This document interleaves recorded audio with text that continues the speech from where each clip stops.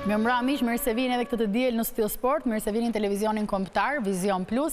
E dira na gjën bash, gjithnjë duke folur për futbollin, për Serie A italiane do të flasim, ku sigurisht surpriza e kësaj jave ishte Mundja e Interit, tani gara e titullit vijon të jetë edhe më e fortë, edhe më e bukur e sigurisht e hapur mes Interit dhe Napolit, që janë me 71 pikë. Më tepër kalojmë te kategoria superiore, ku situata në fakt është vërtet e vështirë, jo vetëm që titulli kampion nuk dihet për shkak formulës, por sigurisht edhe skuadrat që do të qëndrojnë në superior. Më tej flasin për magjinë dhe spektaklin e Champions League me ndeshje të bukura me 4 skuadra të cilat kaluan në fazën gjysmëfinale, ndeshje që do i ndjekim sigurisht në kanalet e Tring dhe Vision Plus. I them mirëmbrëma të ftuarve, Luan Pinari, mirëmbrëma, mirë se vjen. Mirëmbrëma Vilo. Sajmir Patushi, mirëmbrëma, mirë se vjen. Mirëmbrëma Vilo. Argjus Luga, trajner, mirëmbrëma, mirë se vjen. Kënaqësi që je sërish në Studio Sport.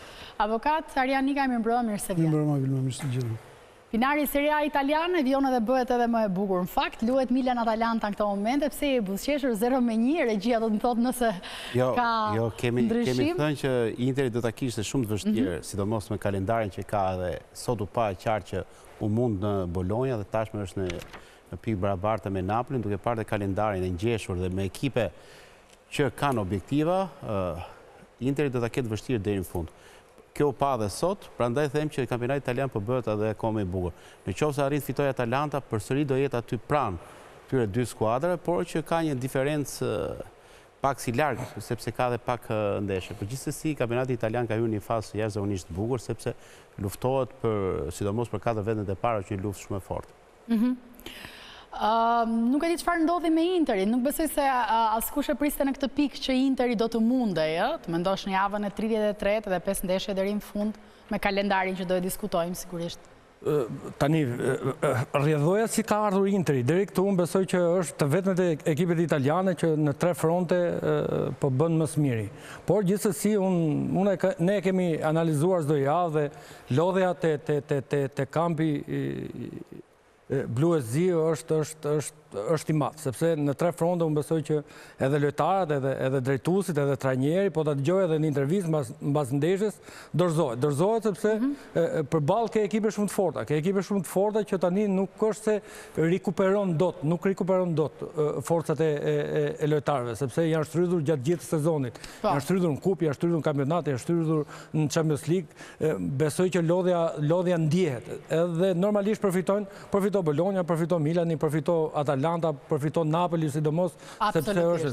Dhe gjëja më e bukur është se ngjeshja e këtyre 3 ekipeve tani deri në fund do japi atë bukurinë e kampionatit italian, që mos pretendojnë që Interi dhe Napoli janë të pathyeshëm. Po, Argjus, të mbetemi pak te ndeshja, Bologna e shtangu Interi në fakt me Orselini në minutën 94. Dhe vështirë duhet jetë për një ekip që synon titullin kampion edhe të mundet në minutat shtesë. Ishte i humbi që prishi faktikisht ekuilibrat për sa i përket edhe mbarvajtjes kampionatit edhe objektivit që Interi ka.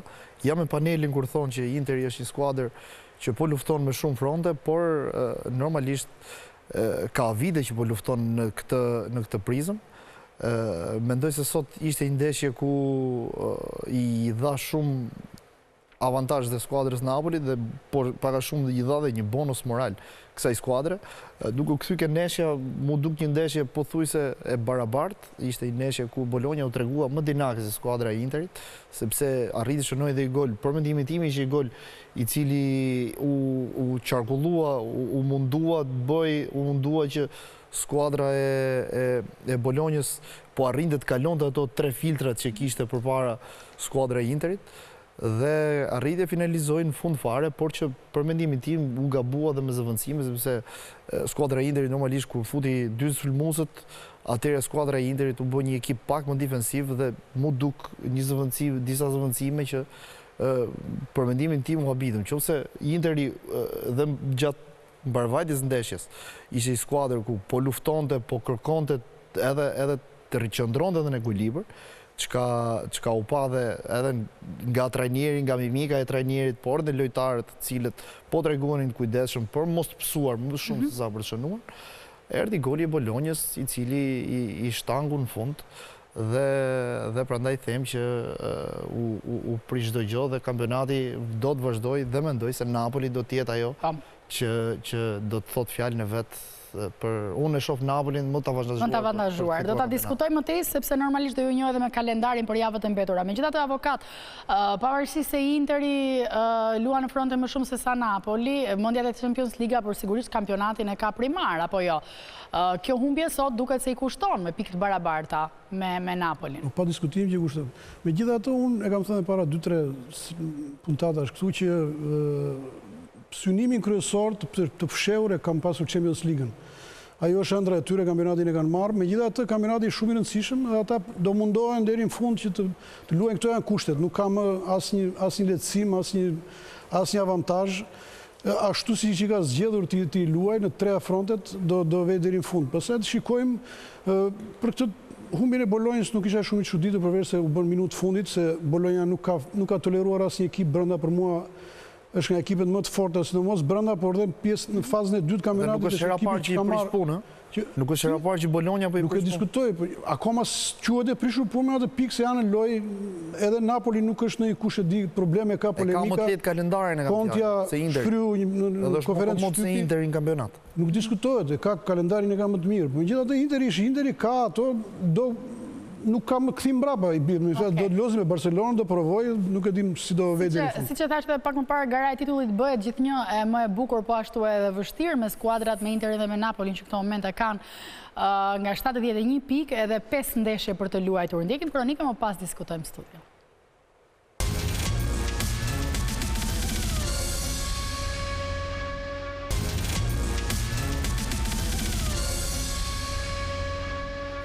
Pesë javë finari nuk është se janë pak për irës vërtetës, por ndikojnë skuadrat që ke përballë. Do ju bëj pak me dije kalendarin: Inter Roma nga java e ardhshme, Napoli Torino. Mëtej javën e 35 Lecce Napoli, Inter Verona, Napoli Genoa Torino Inter, Inter Lazio, Parma Napoli, Como Inter, Napoli Cagliari.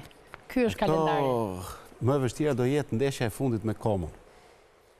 Sepse është një skuadër që është për irës vërtetë, po bën një futboll shumë të bukur dhe i përgjigjet mjaft mirë lojës që bën Interi, mënyra se si luan Como. Por duke filluar nga kjo javë që ka shumë ngjeshur sepse ka gjysmëfinalen e kthimit të kupës, pret Romën. Avantazhi është që Roma dhe Lazio, dy ekipe që kanë peshë në futbollin italian, i pret në San Siro dhe aty mendoj që mund t'i kaloj.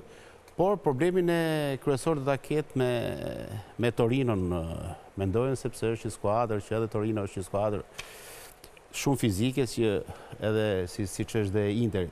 Inter e pam dhe sot që është një skuadër që në goditje standarde është që të bën keq, është një skuadër që i fiton ndeshjet me një goditje këndi apo me 2 dhe arrin të shënojë dhe pastaj administron rezultatin. Sot kjo humbje ka bërë që Interi do të mendoj mirë, sepse është në 3 fronte, por është në të treja nuk ka si gjë të sigurt. Mund t'i marrë të treja, por mund dali dhe në fund pas një trofe. Po, ndeshje shtesë duket se është gjithnjë më mundur, se kampionati italian e ka ndryshuar, ka një ndeshje shtesë tani, kështu që skuadra duhet të jetë kujdesshme për ta mbyllur më parë se për të mbritur të ajo ndeshje të jetë pastaj. Për ne është më bukur me ndeshje shtesë. Për ne është bukur, pa diskutim. Normalisht, Vilma, unë besoj që Napoli është shumë më e favorizuar, sepse në letër unë besoj ata që e kanë siguruar gjithmonë të kampionati italian nuk është se ka pasur surpriza. Edhe vetë klubet çfarë kanë ndërmjet njëra tjetrës, unë besoj që Napoli është shumë më i favorizuar se sa Interi. Pak kapriçoz me kalendarin, Interi përballet me Romën, përballet edhe me Lazio. Si asnjëherë tjetër në këtë fund sezoni, sepse të dyja ekipet, mos harrojmë që Lazio ka hequr kampionatin Interi në javë të fundit me fenomenën Ronaldo, dhe besoj që do tjetë një provë zjarri për Interin. Normalisht fati buzëqesh Napolit, por mos harrojmë diçka tjetër. Vëmendja e Interit, me sa kemi kuptuar gjatë gjithë këtij sezoni, është Champions Liga.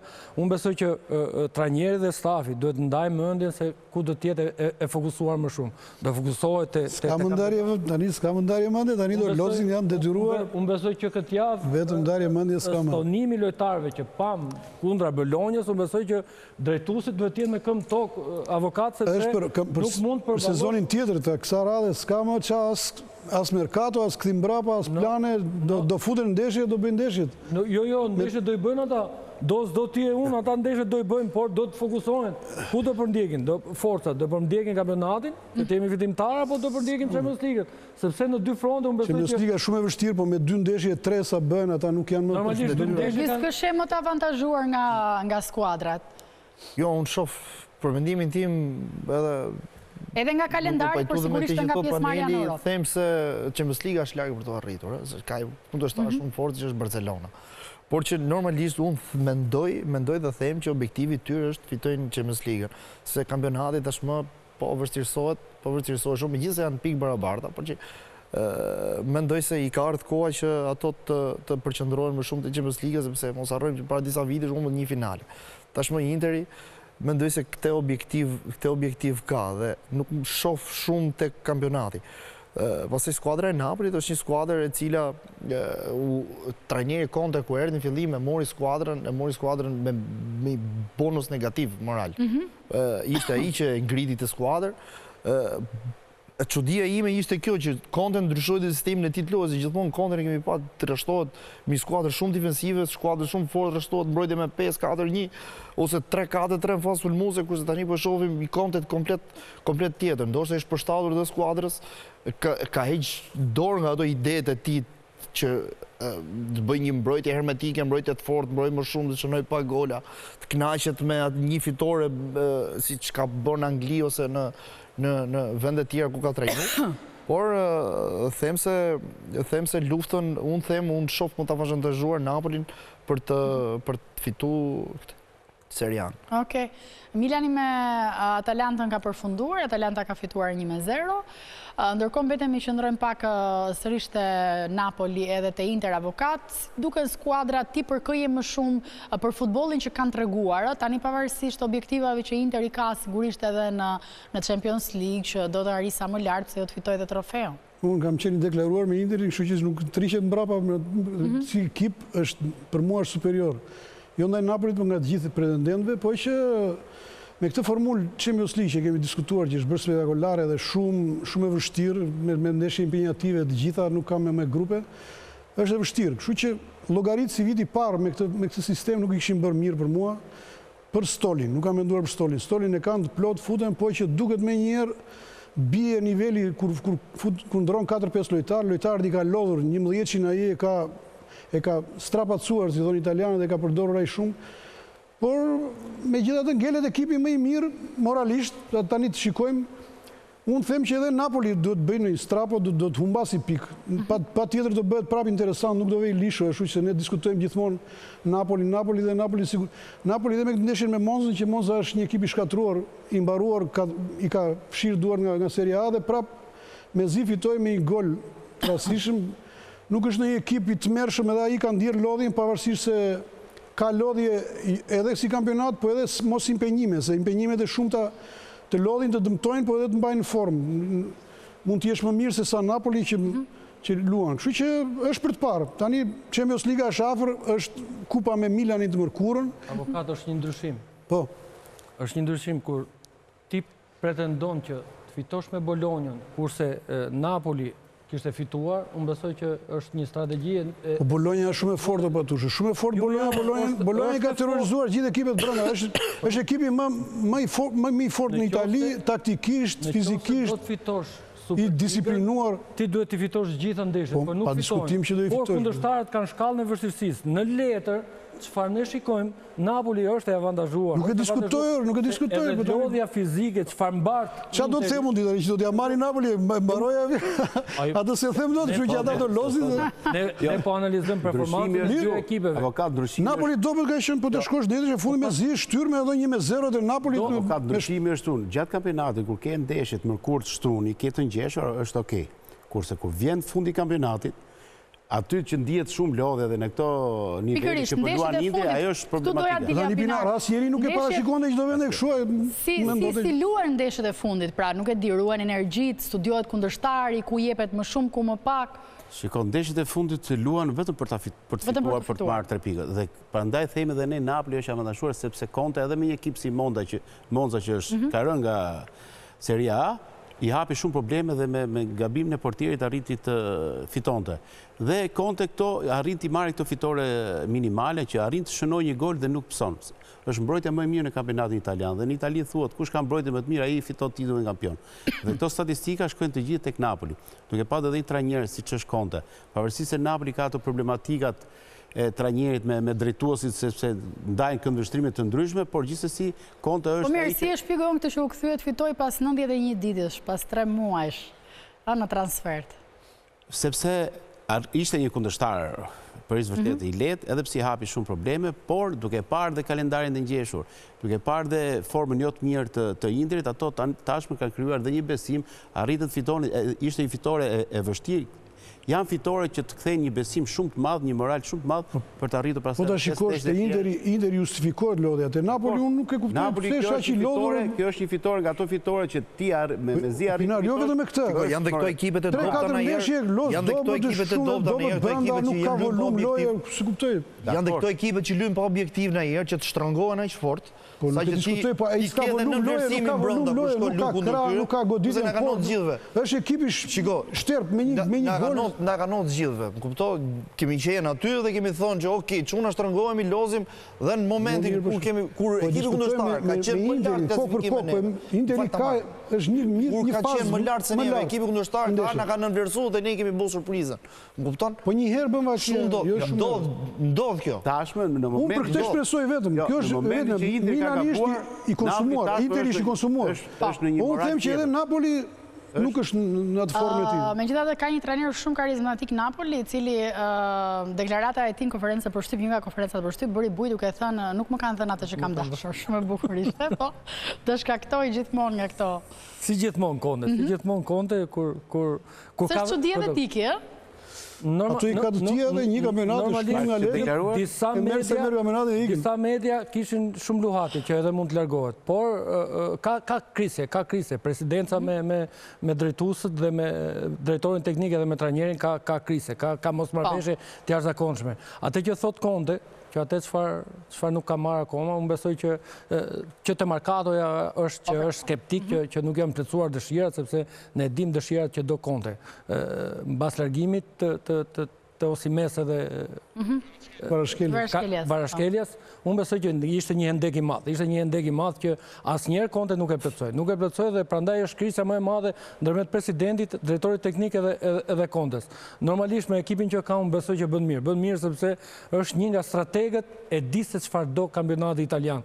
Edhe me një gjys goli ose me atë çfarë themi ne avokat që edhe ta shty një tifoz topin 10. Nuk diskutohet, është sinik maksimum, luan gjitha mundësitë e tij. Pavarësisht se si fitoi, shëmtuar apo bukur. Mes dyja skuadrave këto zgjidhje Ergjys për mënyrën si kanë ardhur deri këtu domethënë që garojnë mes Interit dhe Napolit. Napoli sigurisht. Jo, unë jam tifoz i Interit. Nuk mund të jetë. Unë jam tifoz i Interit, po tifoz i Interit mos u shope deri në fund. Ti japim hakun, unë simpatizoj dhe Napoli. Shiko, një ndeshje do ketë me Barcelonën, po ishte ndeshje parë. Është Barcelona fituese, ata ju futën kampionatin. Për kampionatin them unë. Jo se varet nga çdo ndeshje që bën. Unë them skuadra e Napolit, them se do. Skuadra e Napolit. Okej. Mirë, okej. Edhe ke kalendari, sepse duke i pas neshet e njeshme, tash jemi realist, por që edhe Interi ka atë staturë, 3 nga 5 nuk kanë asnjë. Unë them se Interi do të përqendrohet më shumë ke Champions League. Të paktën unë dhe Pinari kemi provuar në fushën e lojës. Të luash një herë në 3 ditë, jo është lodhje, por është strapacim i jashtëzakonshëm. Mos harrojmë vetëm diçka. Këta djem të Interit mund të kenë 42-43 ndeshje për këmbë. Tani 43 ndeshje për këmbë, unë besoj që ka, mund të themi dhe gjysmën atyre që kanë luajtur të Napoli. Domethënë është një lodhje jashtëzakonshme. Për të ndalur pak të ndeshja që përfundoi, po normalisht për të ndalur te Milani, se okej, u mund nga Atalanta, po i tha mirëpafshim edhe Europës me këtë që bëri, se normalisht tani është me 51 pikë. Ka shansin si më 51 pikë, vendin 9 tani të tjera. Te kupa vetëm. Po pra, ndoshta ka duke parë dhe ngjeshjen e ekipeve që janë aty formën që do kalojnë, e kanë vështirë të arrinin vendin e 4, por ndoshta kanë luajtur sot një ndeshje me Atalantën duke përgatitur ndeshjen e mesjavës për të gjysmë finalit të Kupës së Italisë, sepse edhe Atalanta ka ngjyrat e Intrit dhe i duket si u po luajnë një gjysmë finale përsëri. Por Milani ka kërkuar gjatë gjithë kohës, ka qenë me aq sa arritëm të shikonim, ishte në moment se këtu ishte më superior se Atalanta, por Atalanta është më ekip se Milani, sepse ka vite që po luan një futboll të mirë, është në vendet e para, po synon vendin e parë, dytë apo tretë, po eksperiencë nuk e bën që të ishte aty në krye dhe gjithmonë është një ekip që ka gabuar në momente decisive. Kur është folur fjala titull për Atalantën, atëherë ka filluar dhe rënja e Atalantës. Dhe mendoj që sot arriti i fitore nga ato fitore që jo me lojë të bukur, po arritet me herë të një 3 pikësh që i afrohet Kreut, por dhe i largohet dyshes Bologna Juventus që po e ngacmonin për vendin e 4. Si do të cilësonim në sezonin e Milanit? Se ka qenë një sezon, le themi, shumë problematik, me ndeshjet fituara, më pas me humbje rresht, me problematika, tifozeri, presidencë, trajner, ndrime. Si asnjëherë tjetër. Unë nuk besoj që do ketë vit më të vështirë për Milanin. Uroj që me shpirt që mbase, si mas thashë themeve, edhe Igli bëhet pjesë e familjes Kuqezi, por me problematikat që kanë shoqëruar, që në fillim sezonit, që me afrime, që me largime, që me presidencat, që me ardhjet e ikjet lojtarëve 12, heqim 10, marrim 13, unë besoj që si asnjëherë tjetër nuk ka qenë te ky klub, nuk ka qenë kjo krizë totale. Një zinxhir i mos funksionimit asnjë gjëje. Se mund themi që ka kriza, por me afrimet dhe me largimet lojtarëve që unë besoj që ka lojtarë shumë cilësor, por kapriçot e trajnerëve dhe harmonia të këta lojtarë, fillosh që e kapitenit, mbarosh te Leao, unë besoj që ishte një krizë e re jashtëzakonshme, staf lojtar, drejtues, president dhe ishte një çorëditje jashtëzakonshme që si asnjëherë tjetër nuk e kam parë Milan. Okej, Ergyse, pritshme ishte, edhe pritshme do të jetë edhe nëse Milani do të jetë në mes tabelë. Normalisht si kanë shkuar gjërat gjatë këtij sezoni, nuk është se ka ndonjë sikur kishin një farë futbolli ku erdhi dhe ky trajner i ri. Sikur bëri disa fitore dhe u entuziazmuan shumë edhe ndoshta edhe ajo ka ndikuar për keq. Por që sot, për mendimin tim, u zhvilloi ndeshje jashtëzakonisht e barabartë dhe me Atalantën. Atalanta me atë strategjinë, me atë lojën e vet, me atë filozofinë e vet që ka kriju, është një klub që për mendimin tim është për trokitur nga mënyra dhe nga buxhetet, që ka pasur një skuadër me buxhet shumë të vogël, por që një skuadër që ka bërë shumë mirë dhe në kampionatin dhe në Serie A. Sot zhvilluan një ndeshje pothuajse, siç e thash, të barabartë me Milanin, një episod që shonu goli. Milani kishte rastet e veta dhe normalisht që kjo humbje i prishit atyre ekuilibrat për të vazhduar përpara, për Milani për të marrë një diçka që të kalonte një bilet, merrte një bilet për Europë. Atalanta, besoj se Atalanta do jetë po ajo skuadër do synoj, do të vazhdoj rrugtimin e saj për unë i shoh skuadrat avantazhume që të jenë aty për luftën për Champions League. Por që nuk i dihet, edhe kalendari duhet ta shohë mirë kalendarin e Atalantës, cili nuk besoj se ka dhe të lehtë apo jo. Kështu që për të parë, është për të parë. Unë jam javën i mendimit që Atalanta do jetë aty. Nuk është se bëri diçka Milani këtë sezon, ne kemi diskutuar avokat javë pas javë, u prit edhe ajo që përmendi edhe Ergyse me drejt që jo ndryshimi trajnerëve, jo pati ndonjë fitore, këto fitore sigur japin disa shkëndija, po prapë mbetet një skuadër që nuk ngron këtë sezon. Po thuaj se i dështuar mund të quhet sezoni, se një nga synimet kryesore që dalin në ekipet pretendente në Itali është Champions Liga. Pastaj gjatë rrugës, gjatë ecjes mund të jetë për kampion apo jo, ose Kupat e Evropës. Milani, siç tha dhe patushi me ato oscilacionet që kemi diskutuar gjithmonë me drejtuesët, me trajnerët, me heqjen, me merkatot, gjithmonë me probleme. Megjithatë, ka një shans të mirë në këtë ndeshje me Interin, duke gjetur dhe Interi shumë të ngarkuar, jo në formën e tij, me ato rotacionet që mund të bëjë, vetëm kupa është ajo që e nderon, megjithëse ka marrë edhe Superkupën, edhe diçka kompensohet, por është për të ribërë si ekip nga fillimi me sezonin e ri, që nga merkato dhe nga zgjedhjet e drejtuesve. Ekipin e ka të mirë, mund të ketë ndryshimet vogla dhe një trajner të mirë.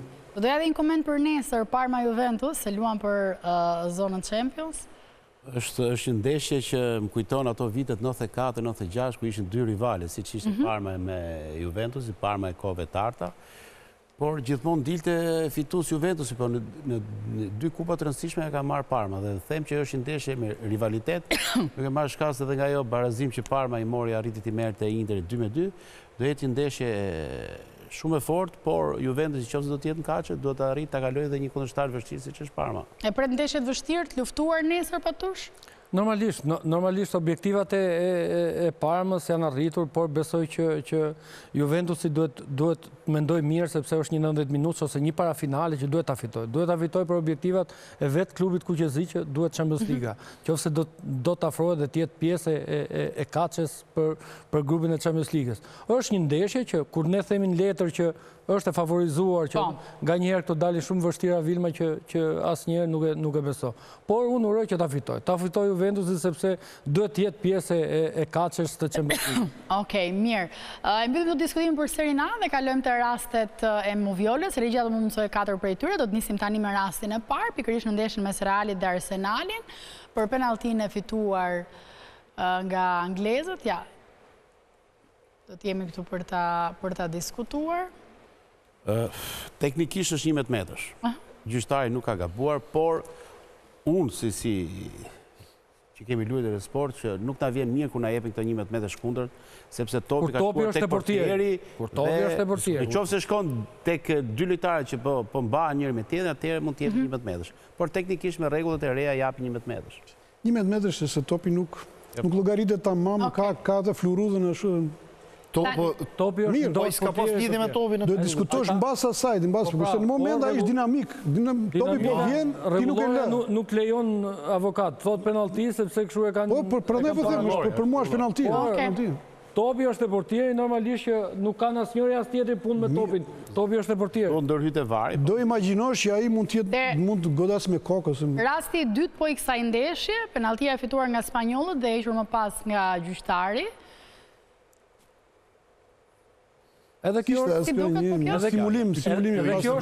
Edhe kjo është simulje, po pavarësisht që filloi faulli para, kur vjen topi hudhet si pishin Mbappé. Simulim Do të paktën ishte topi afër lojtarëve. Ishte një kontakt me krah 2-2, po që pastaj ai e bëri plateale, ashtu e bëri.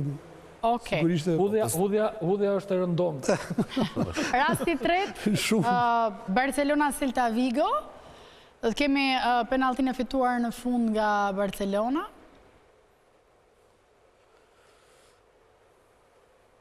Këtu është penallti, është zërtira e sulmu. Ka goditur këma mbështetëse, kontrolon topin. Me sa duket do ndalte te bariera atje me gjitha. Le për ta diskutuar kjo. Do të bënte udhëheqje top këmbë. Duket ai që ndroi në moment. Edhe po ta shikosh vrullin që merr, unë besoj të ajo barrela atje do ndalte. Ka qenë shumë dashamia se i lojtari Celta Vigos për ta bërë. U mendua gjyqtari për ta dhënë pak. Po ishte pak si robot. Vërtetojnë, këto 90%, po vajti televizori është dhënë 90%, 10% është. Po Vilma, të bësh atë 11 metrë në Shqipëri, pastaj fillon, jo. Ja, se do vim të kampionati shqiptar, po ndalim e të rasti 4 të Movioles, po kishe diçka këtu. Ta bësh këtu, unë e Pinari ishim pushkatuar. Okej, rasti 4, Moviola e Las Palmas me Atletikon, skuadra madrilene kërkon penallti.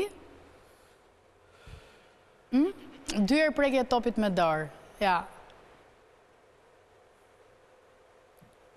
Apo, për mua penallti. si duket? Ja, kjo Momenti dytë, sidomos që e pengon për të paruar, për të hequr topin për të nxjerrë. Momenti dytë nuk e prek me dorë. Edhe mua momenti dytë. Momenti parë po që e tërheq, po momenti dytë nuk e prek. Nuk mund duk sigur e shtyn me bryla me trupin. Ai ka dy elementë, sepse këtu në fillim është me dorë, edhe ajo ndërhyrje me kokë, sepse ai po çon kokën te këmbët e tij. Do të thonë që është lojë jepet dy kalimshe përpara, po tash nuk jepet më. Dhe ka shumë. Po gjithsesi edhe do ta jepja 11 metrash. Okej. Mirë, këto ishin rastet që kishim përzgjedhur sa i takon Movioles. Do shkojmë tani në hapësirën e parë publicitare, më tej rikthehemi në kategorinë superiore e sigurisht me ekthet e Champions League.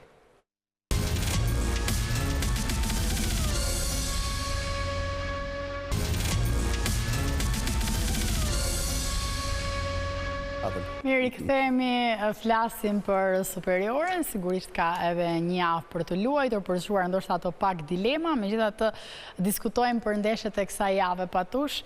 Tirana mundet sërish, vendi parafundit, nga ana tjetër është mundur edhe Dinamo me Laçin në shifrat 1-0, po ashtu edhe Partizani është mundur nga Bylisi, si duket kur e sheh këtë tabelën. Dy ndeshjet e tjera kanë qenë barazim më tel, si me telekomand. Ignatia Skënderbeu. Duken si me telekomand. Nuk është se nuk kemi mësuar, unë jam mësuar Vilma, ne jemi mësuar pak a shumë. Po mund vje keq për Tiranën. Vje keq për Tiranën sepse po të shikosh ata djemë dhe ata sportistë nga njerë kujtojmë veten dhe them me vete, kështu kemi luetur dhe ne futboll, kështu jemi përgjigjur, besoj që jo Vilma.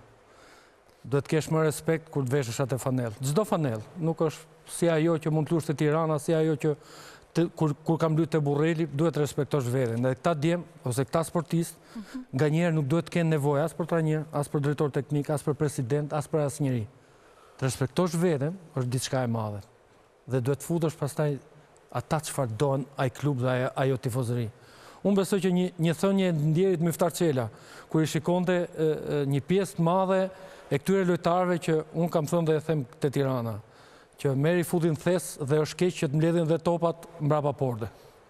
Normalisht është vetë këta që e kanë ta ndisur kështu, nuk është se më kanë pyetur mua apo dikë tjetër, po të kenë pyetur mua, unë besoj një pjesë e madhe e këtyre lojtarëve jo të s'do të ishin këtu, po s'do mbledhin dhe topat te Rëllbenja, se më vjen keq kur shkelin dhe atë bar, se ne unë dhe Pinari nuk e gëzuam që ta shijonim këtë tempull.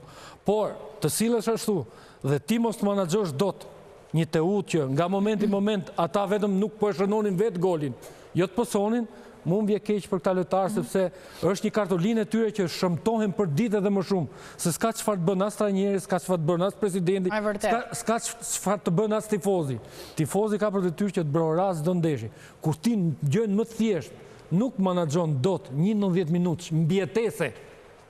Vajhalli që ne të pretendojmë që ky ekip pretendonte për ta kemi play-off. Se e nisur në javën e parë, Luga me këtë rrugëtim që bëri Tirana, në fakt rrugëtimi dobët i dështuar, edhe nëse qëndron superior i dështuar, dhe të quhet se nuk është se duhet bjeri për t'i vënë këtë titull apo jo. Gjithmonë Tirana ka qenë skuadra që ka pas objektivin për të qenë kampione, që nga mënyra e ndërtimit skuadra kishte probleme. Kishte probleme sepse mungote një strukturë eksperience lojtarës Superligës shqiptare. Shumicën e lojtarëve, nuk e di mirë rosterin në skuadrës si e kanë, por që shumica e lojtarëve janë ato lojtarë që janë të huaj dhe nuk e njohin mirë kampionatin shqiptar. E prisje ti Tirana me këtë kontingjent që ishte në këtë pikë? E prisje që në fillim. Biles them dhe i gjë, unë kam fituar dhe bazë për këtë gjë. Kupton që ishte që unë kam thonë që Tirana bien në kategoria, por që nuk është se... Tu e humbën bazën duket. Tash nuk e di, atë e keni në dorë juve. Atë e keni në dorë ju në fund. Jo me ka në dorë Tirana, që në dorë kanë ta, po... Që të vesh bazë para sezonit që bje Tirana, unë besoj që është... Që nga rosteri që i formuar që neshin e parë me Laçin... E ke vënë që një javën e parë, Që një javën e parë me Laçin... Po pra, se kështu i bje, ka vënë një javën e parë... O ti jem regull, se një pjesë e madhe... Dhe një miku im e vuni për kampion, kupto? Edhe nuk se doja këtë gjë, e pash si ndërtim skuadre dhe ishte i skuadrë që nuk ka një farë eksperiencë, nuk kanë morë lojtarë që janë lojtarë që njohin mirë kampionatin shqiptar. Megjithatë, unë nisi skuadrë që mori 6 barazime, edhe mendum se do të bënte diçka, ndoshta këto barazime mund të ishin një farë shpresë ose një farë njofti e këtyre lojtarëve në kampionatin shqiptar, por që fillon pastaj të pësu humbjet. Po Tirana në 36 javë ketë 6 fitore, po i fito me U15 në 6 fitore, më. Është më kapë. Jo me këtë ekip, më. Jo, akademinë ato e kanë ndërtuar në mënyrë perfekte. Jo, më po s'kanë më as akademi, më se po t'kenë akademi, Akademia gjithmonë ka qenë fitanishte për futbollin shqiptar. Një sekundë, o profe, tani, te akademia deri më sot ka dalë vetëm një që ka hikë. Këto tjeret nuk është asë një pjesë, është vetëm Muçi. Në 15 vjetë që mbaj mëndun, kurse pjesa tjetër, Ismail Geci dhe i tjetër nuk ka më janë të fundo, dhe akademia ka i gjë, qofse ky nuk i shërben këta U5 metë, U7 metë, U9, që të vim për ekipi parë, unë më mirë do kisha marrë një U13 dhe të bia dinjësisht nga kategoria se sa këto lojtarë. Çfarë i ndodhi Tiranës edhe në këtë ndeshje, Pinar?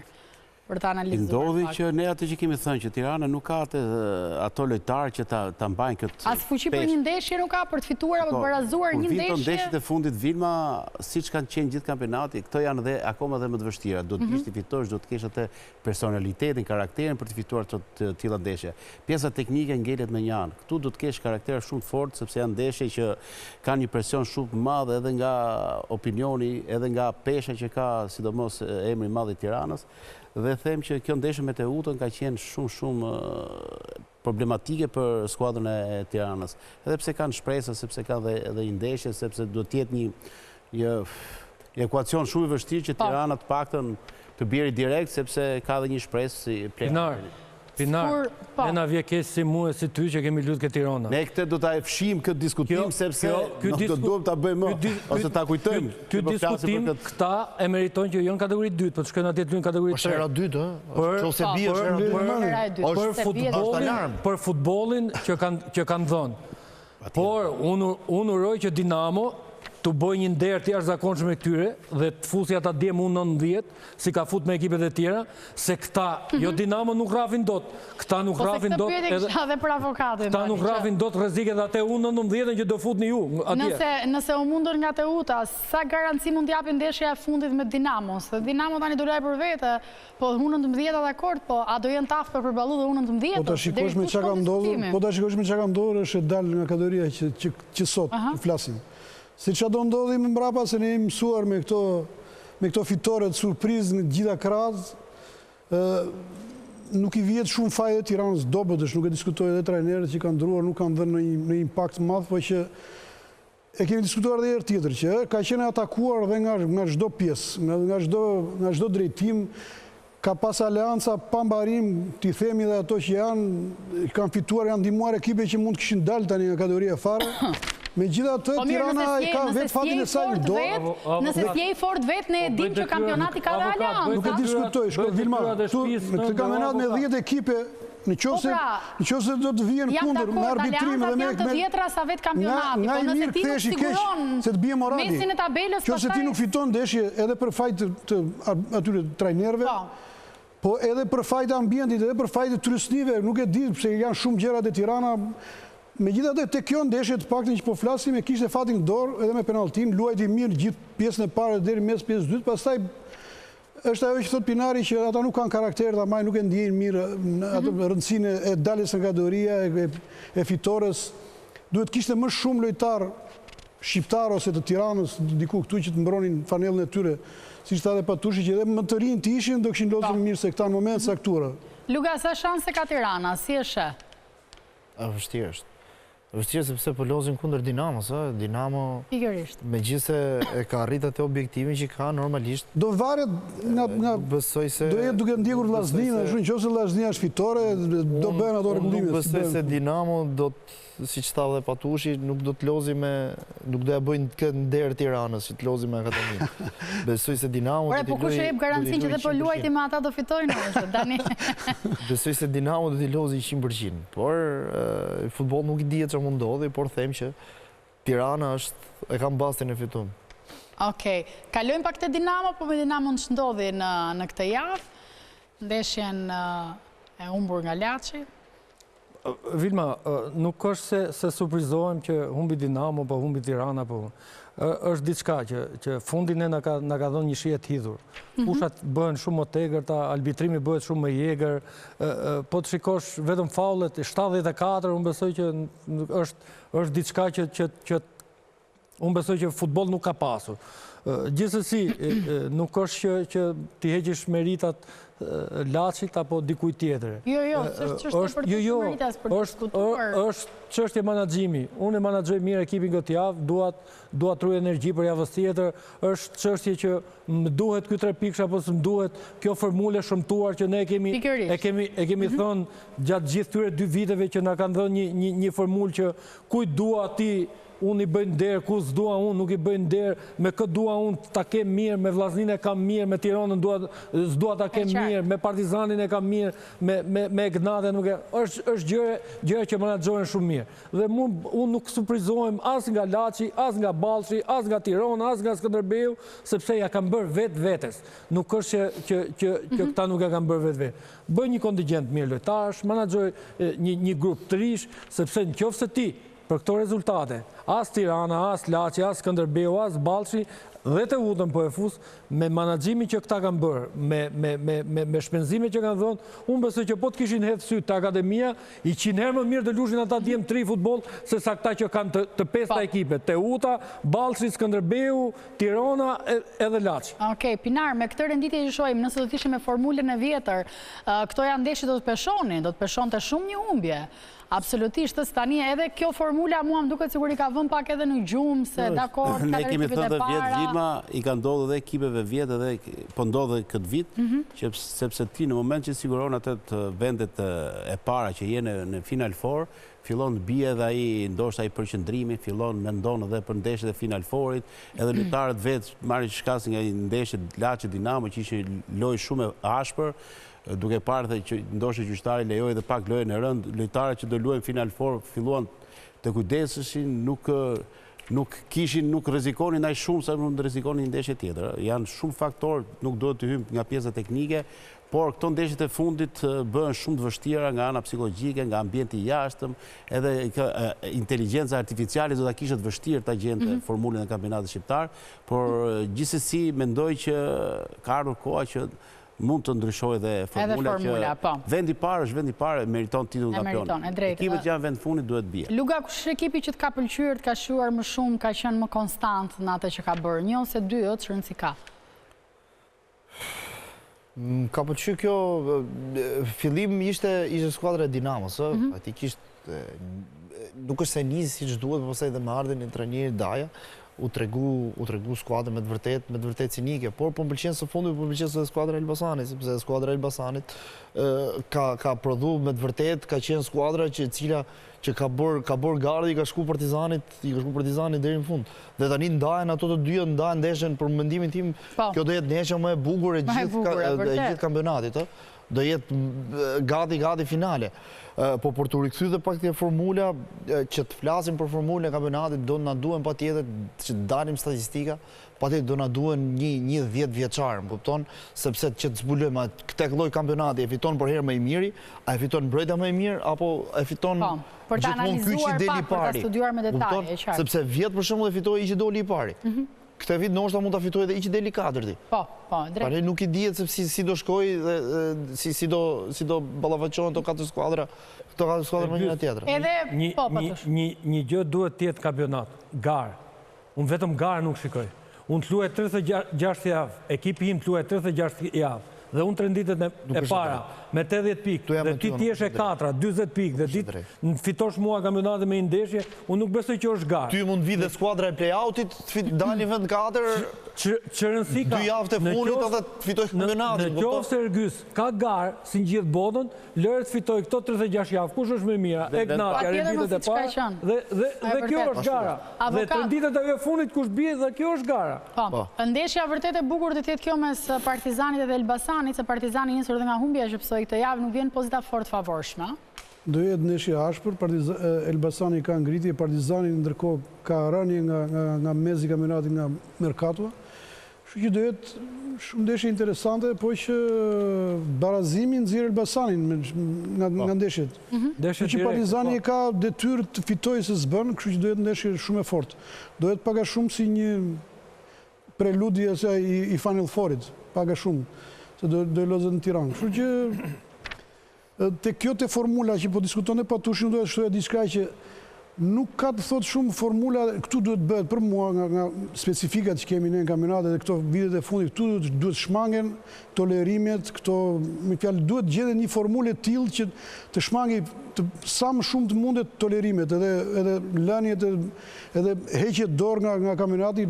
dhuratat që bëhen. Pastaj për tjetër mund ta bësh ashtu me kampionin që e merr. Aleancat ka gjithë kampionatet e botës. Po aleanca o patush e kemi diskutuar një herë tjetër. Aleancë sportive të gjithë kampionatet e botës. Jo aleancë do ndalojmë ne të treja tani dhe të kalkulojmë ndeshjet këtu. Ne nga kjo harroj.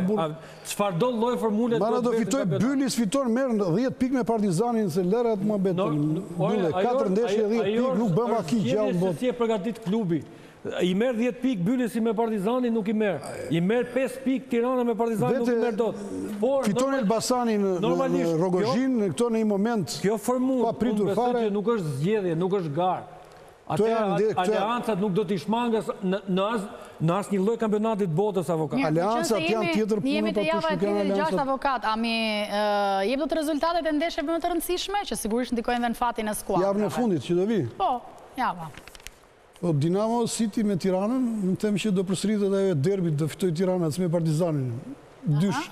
Okej. Partizani Elbasani 1-0, okej. Partizani Elbasani them do të fitoj Partizani me shumë vështirësi, me luftë fort. Skënderbeu Bylis duhet fitoj Skënderbeu për mua. Duhet fitoj Bylis, për mua ishte i dalë nga kategoria dhe improvizisht kaloi. Teuta Egnati apo është një barazim duhet të jetë për Egnatin që të sigurojë çdo gjë. Vllaznia Laçi është te barazimi duhet të randej. In or out Tirana se apo ke fol kaq shumë sa për këtë javë. Unë vetëm një do gjej, fiton Tirana, asnjë tjetër nuk i gjej dot. Fiton Tirana, ne kemi më pinar. Fiton Tirana? Apo do e ketë vështirë? Ne do në losë edhe këtu në Tiranë, Pinari thotë losën e Elbasan. Fiton Tiranë, po besoj se në Elbasan. Po Tiranë do luaj Partizani me Elbasanin. Mirë. Ata të presin atje të fushën e tyre. Fitoj Dinamo, është i Dinamo. Është pyetje që është shumë e thjeshtë për të përgjigj, po është dy ndeshjet që janë më Partizani Elbasani që është direkt për vendin e 4 dhe Skënderbeu Bylis që do jetë direkt. Kush humbet, lanë duart me Superligën. Mirë, rikthehemi tani e flasim për atë futbollin e bukur. Po, patjetër, mendova që mbyllëm me parashikimin që bëra, po. Skënderbeun se Dinamon e thash. Partizanin me Elbasanin besoj se është barazim, Skënderbeu është barazim, Teuta fiton, Laçi fiton. Man më rëgjus sa i note pas këtë Tiranë, më rëgjus. Shpëtoj Laçi. E më mirë, e di që tani, do të nëzirë patush një foto këtu në LED, ja regjia do më dimoj tani në këto momente, edhe do doja një koment sa i takon trajnerit ton të kombëtare Silvinho. Te kjo, ka qenë atje e ka qenë me... Opshe, ndeshe, ora, ka në i lojtar për zbuluara, kemi lojtar apo... Normalisht ne nuk shohim Kumbullën që është protagonisti kryesor të Espanjolit, shohim Mijajin, llogarit tani se ku jemi ne. Ka qenë për lojtar tjetër, por nuk ishte aktivizuar. Edhe por gjithsesi Pinar, aty FSHF-ja thonte misteri në tribun për të ndjekur Mijajin. Mijajin, po. Sepse lojtari tjetër nuk ka luajtur, Kush ishte ky tjetri më Pinar? Po na e thuj pra emrin e tjetrit se na e bëre Si lojtari i ri, se bajmë ndonë është diskutuar mu. Nuk ka qenë informacion. është pritur, por atë nesër nuk ka luajtur.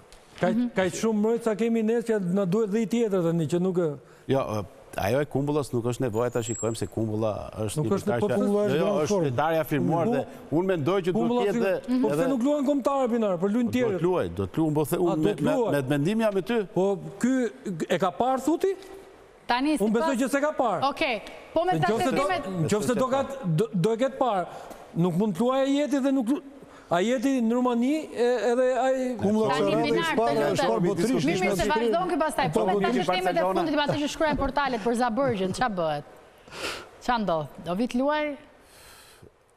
Për izë vërtezë ne kemi diskutuar, ai ka zgjedhur tjetë te Kosova, akoma nuk ka marrë asnjë minut. Në qoftë se për mendimin tim, duhet bëhet një marrëveshje me dy federatave dhe ku të ketë më tepër hapësirë atje të luajë dhe është me ku e ndjen dhe lojtari që të luajë. Në qoftë se ka dëshirë të luajë tek Shqipëria që për mendimin tim, në pozicionin që ka, mund të kishte marrë minuta. Te Kosova në atë pozicion ka shumë lojtarë, ka shumë rivalitet. Po gjithsesi lojtari është Po flitet për Zabëzën? Në qoftë se do zgjedh anën tonë, unë premtoj i gjoj që tradhtar do i quajnë edhe atë. Jo, do të jetë më thash me bashkëpunim që ajo është pastaj budallë. Asnjëherë gjua futbollit nuk ka pas bashkëpunim në këto dy federata që ne kemi. Sidomos. Ose i kanë bërë dy goditje, t'japin brutin, marrin Zabëzën. Mirë, do të flasim tani për futbollin e bukur, flasim për futbollin e spektaklit, për magjinë e Champions League, sigurisht për sfidat që u luajtën, rezultatet cilat ne i ndoshëm live në Tring, por dhe ndeshjet që do t'jenë Arsenal Paris, Barcelona Inter, do dohet nishim materialin për të shijuar edhe njërë golat dhe më pas se rikthehemi në studio për diskutuar për atë se çfarë pritet të ndodhë në Champions League.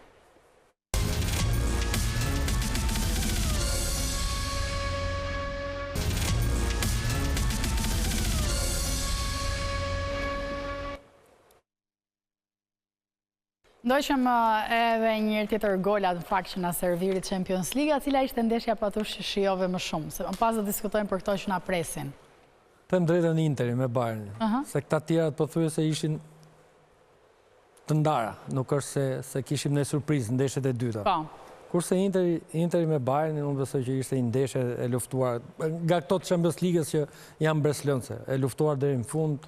Të dy ekipet prodhonin, të dy ekipet donin ta fitonin, donin kualifikonin, por të paktën nga 4 parashikimet që unë herës tjetër bëra, gjeta vetëm Interin. Gjeta vetëm Interin, por Ali me Arsenalin prisje diçka tjetër ti se ato brorimat e ulërimat gjatë ndeshjes që dëgjoheshin nga tifozët, duke sikur do ndryshojë diçka. Ai show që ishte përgatitur edhe në fillim takimit, edhe shoqërimi i skuadrës në hyrje në stadium, nuk i bëni efekt sepse ishte një rezultat 3-0. Ka ndodhur përmbysje, por kur ke pasur një kundërshtar që ndoshta rastisht ka fituar ndeshjen e parë, ndërsa Reali kishte një kundërshtar siç është Arsenali që ka 3 vjet që po formohet si skuadër dhe atë ditë e tregoi edhe një herë që jo kot ka fituar ndeshjen e parë 3-0 dhe arriti të fitonte edhe të dytën. Ishte skuadër me personalitet, një skuadër që di të vendosë, një skuadër që di të mbaj topin, të ketë përballë dhe yjet siç i ka Reali dhe mendoj që është në gjysmëfinale me plot merit skuadra e Arsenalit që me atë paraqitje që ka bërë me 2 ndeshje me Realit,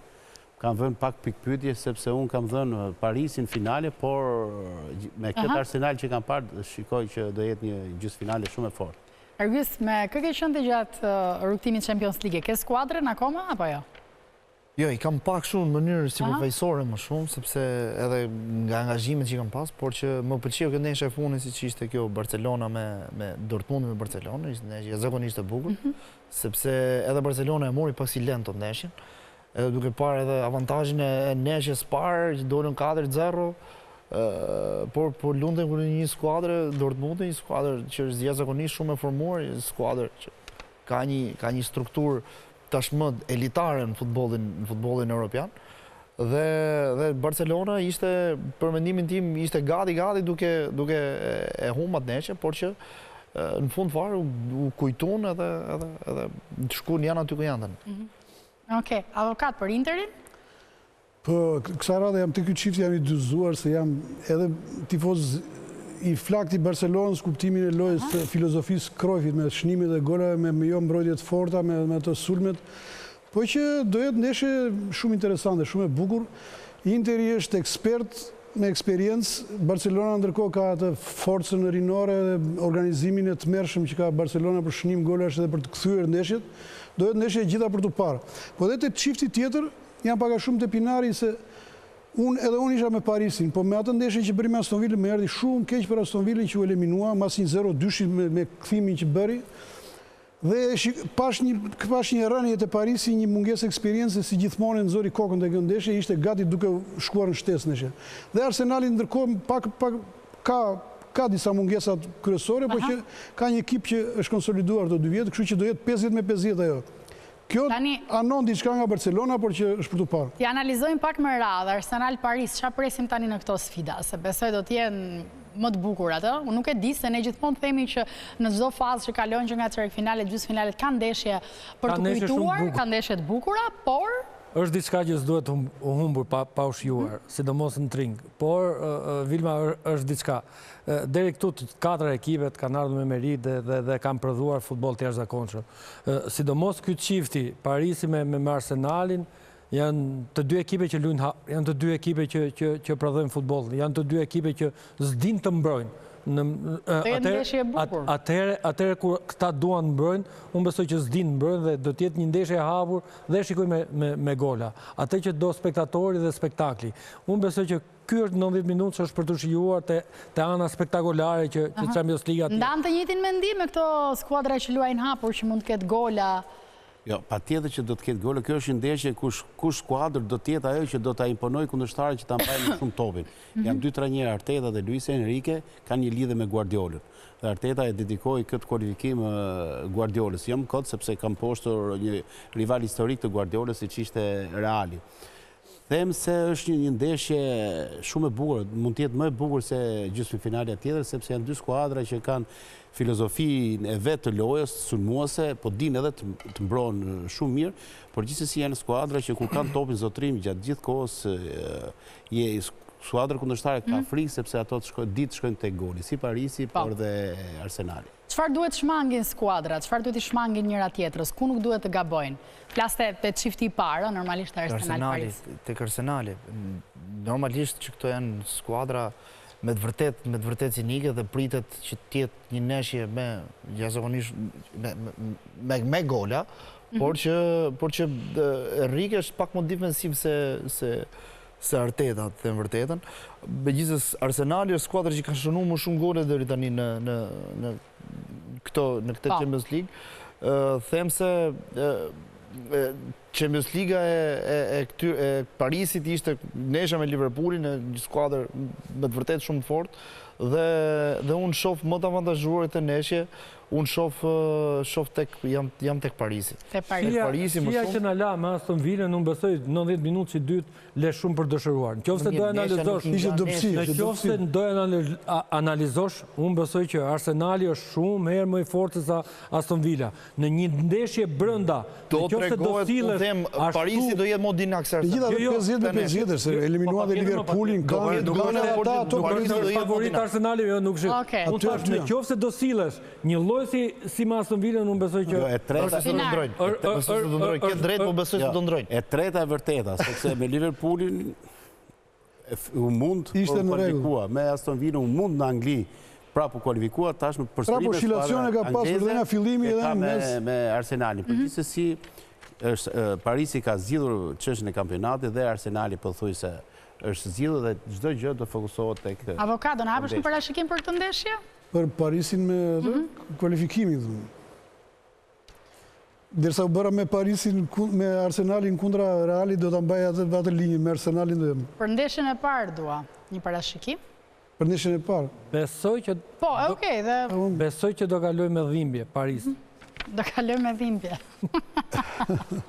Po sfida tjetër, Pinar? Kjo është komplet ndryshe, sepse do kemi, ajo është një sfidë që mund ta lexojmë shumë thjesht. Është një Barcelonë që do të jetë posëduese e topit, një Barcelonë që do të kërkojë bëj lënë e saj dhe do ketë përballë një Inter që është një skuadër që me kundërsulmet e saj, me mbrojtje shumë të fortë, një ekip që është shumë fizik, siç është Interi, që të godasi Barcelonën. Ndoshta do të godasi tek mos eksperjenca që ka në këtë kompeticion, por gjithsesi atë cilësitë që ka skuadra e Barcelonës, shpresojmë që të bëjë diferencën në këtë takim. Nuk mendoj që do luajë Interi shumë mbrojtje, Jo, nuk mendoj, sepse arma më e mirë për të mundur Barcelonës, arma më e mirë për të mundur të skuadra që qarkullojnë topin. Arma më e mirë për të mundur të skuadra që qarkullojnë topin është që të bësh të njëjtën gjë që bëjnë ato. Dhe besoj se kjo do jetë ndeshje shumë e luftuar nga të dy skuadrat. Unë këtë parashikoj ndeshje spektakolare me gola. Po të shikosh Interin këto 3 vitet e fundit, sidomos ka aftësinë Interi për ta qarkulluar Barcelonalet, na ka treguar që nuk ditë mbrohet. Ka luajtur të barabartë edhe me kundërshtar dinjitos. Të dyja s'din mbrohen mirë, kështu që do jetë ndeshje me gola. Mos ta them diçka tjetër. Menaxhimi i forcave ka të dyja kampet, unë besoj që ajo do të jetë kryesore që këtë dy kampet se si janë forcat e lojtarëve. Barcelona po ti shikosh ndeshjet e fundit gjithmonë 30 minutave e fundit shënon shumë gola dhe është shumë në formë. Kurse Interi ka të kundërt. Ka dhe Lewandowski tash. Avokat ndeshje me Dortmundin 30 minutat e fundit po pëson te 5. Shiko, e kishtë zgjidhur, ishte një tip lëshimi e shumë moment. Barcelona është në sezon provimesh, se i ka gjithë lojtarë të 3-1 duhet ishte 5-1. Se jemi këtu të parashikimet edhe ne përgjithsisht i bëjmë për para finalen, apo do shohim mirë këto ndeshjet e para. Këtë do dëshiroje, jo kush do dalë. Normalisht, kur e gjeta, Interi nuk besoj që do e gjej prapë, jam me Inter. Me Interin, Pinar? Unë kam thonë, Paris, Barcelona, kam thonë para shumë kohësh. Edhe vazhdojë aty jam. Vetëm të Dortmundit dështove. Të Dortmundit dështove? Po. Varet nga nesha, mund them, kjo është Parisi dhe tjetra, them se është Interi Parisi. Unë them Arsenal, Barcelona. Finale. Okej, mirë. Ti është tifoz me Interin dhe Do të arritur të kulmi. Me Interin unë jam Italinë, me Barcelona kam qenë me Guardiolën që në fillim, me Cruyffin, me Zotin tjetër të në bësh me Juve në avokat. Nuk e di. Shumë ndryshime. Në Itali është tjetër ashtu, tani ka ato ndeshen mes tyre, s'kam za të zjedh. Edhe ti duka besoj vështirë se do i fitosh të dyja bastet, po mbetet për të parë. Ke Interi kam i qike dyshimin, po rrezikoj. Mirë. Mirë, ne kemi mbritur në fund, faleminderit Luka, faleminderit avokat, faleminderit Patushi, faleminderit Pinar. Ta shurmish sigurisht të ndeshjen aty të shijojmë si gjithnjë në Magjinë e Tring, por absolutisht në Vizion Plus, do të shihemi dielën e ardhshme. Deri atëherë më takofshim, natën e mirë.